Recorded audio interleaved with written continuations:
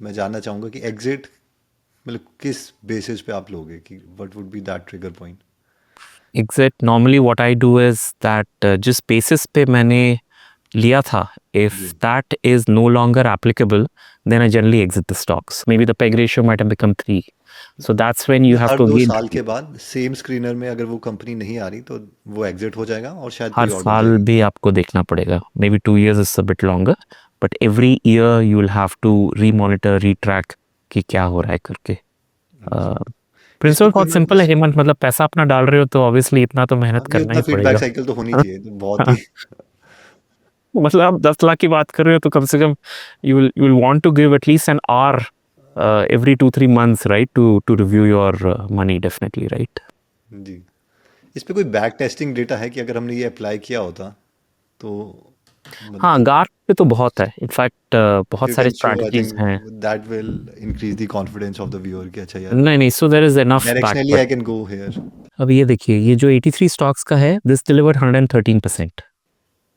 No preference, nothing whatsoever.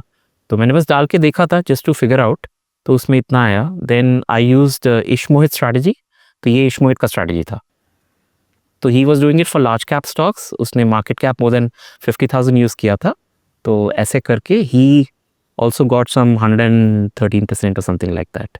These are stocks he got, and this came to some 113% or something. फिर मैंने ये learnings भी use करी, and this the economic times वाला thing. इसमें this was the criteria they used.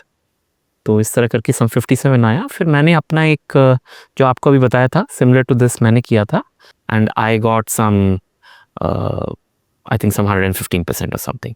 सो एक methodology मैंने देखा था नेट पे, I think for some international publication. So this what they had given. सो उन्होंने पी रेशियोज यूज़ किया था, ईपीएस यूज़ किया था टू फिगर आउट गाप, मतलब ग्रोथ इन ईपीएस यूज़ किया था टू फिगर आउट गाप. मैंने इसको स्क्रीनर पे डाला and it gave me some 83 stocks, and this gave me a return of 113%. तो ये जो 83 स्टॉक्स हैं, all the methodology said is that आप इसमें इक्वली डाल दीजिए. सो अगर आपके पास 10 लाख रुपए हैं, so 10 lakh divide by 83, so whatever the amount comes to, you put it equally in each and every stock. And जब मैंने डाला तो this came to about 113% annual return, which is quite a lot. And then इन सब जो whatever learnings I had, I looked at all that stuff, and मैंने अपना भी एक sort of a screener बनाया. I'll show you the final screener. Yeah, this is the final screener. So market cap is greater than 1000. Sales को भी मैंने more than 1000 रखा. Peg ratio is between 0 and 2. So you remember वो negative वाला भी था. So just to make sure that it's not there, I kept peg is more than 0 and less than 2. Sales growth of 15, that's what I took. And EPS growth of 15 is what I took here. So when I ran this query, इस पे मेरे को मिला 27 results. तो हेमंत, आपको जो छोटे छोटे वो चाहिए थे, मतलब you don't want 100 results, right? तो ये राइट। 27 रिजल्ट्स इस पे आ गया. अब इसमें सिर्फ एक चीज़ रह जाती है, क्योंकि जब हम ये इतना सब कुछ देखते हैं कि इट इज़ सिंपल, तो लोगों को यही डाउट रहता है कि यार आपने एक्चुअल में किया है कि नहीं किया है। तो अगर आप अपना पोर्टफोलियो बता पाएँ कि ओवरऑल आप कैसे करते हो, और आपने अगर ये मतलब जो भी चीज़ें स्ट्रैटेजीज़ की हैं तो उसके रिजल्ट क्या रहे हैं प्रैक्टिकली, तो if you can share the screen I think वो। Sure. So I'll share the screen. Stock वाला मैं आपको दिखा दूंगा, but overall what I do is I keep about 20% in stocks and about 80% in mutual funds. So this is where we are right now. How do I show this to you? We can do current value के हिसाब से. Maybe that's one way of looking at it.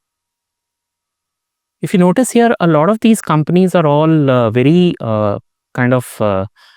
So again, one thing you can notice here is that I barely have a large cap with me. I mean, I don't even actually have a mid cap also with me. Most of them are small caps and micro caps. And the reason why I'm very comfortable with small caps and micro caps is because एक large company का ना business evaluate करना मेरे को बहुत मुश्किल लगता है. आई थिंक स्ट्रैटेजी में अगर कुछ ऐसे कॉशंस हैं that you would want to tell people कि भाई अगर ये वाली स्ट्रैटेजी यूज़ कर रहे हो तो ये ज़रूर देख लेना, ब्लाइंडली मत फॉलो करना इसको. तो I think anything that you want to add to conclude this? Yes, so I think at the end of the day जो भी strategy होता है उसमें दो चीज़ें जो मैं specifically देखता ही हूँ कि जो industry है, is it going through a मतलब क्या उसका एंड आने वाला है, मतलब is it like in stage of decline जिसको हम बोलते हैं ना, कि वो ज़्यादा ही मैच्योर हो चुका है और वो एक ऐसे लेवल पे आ गया कि मतलब और कुछ बचा नहीं है, you know, like paints is a good example, right? You can't expect everyone to grow at 30%। वो पेंट इंडस्ट्री 9-10%, 8% पे ही ग्रो करने वाला है, you know, that kind of a scenario. So that's the first thing I see. Second is क्योंकि आप इस पर ना, आप कोई सेक्टर नहीं चूज़ कर रहे हो, आप एक स्टॉक चूज़ कर रहे हो। वो स्टॉक ना आप चलाते हो ना मैं चलाता हूँ, तो मैनेजमेंट चलाता है। So it's very important to understand the management, the quality of the management, specially अगर कोई कॉर्पोरेट गवर्नेंस इश्यूज है उधर, तो उसको अवॉइड करिए।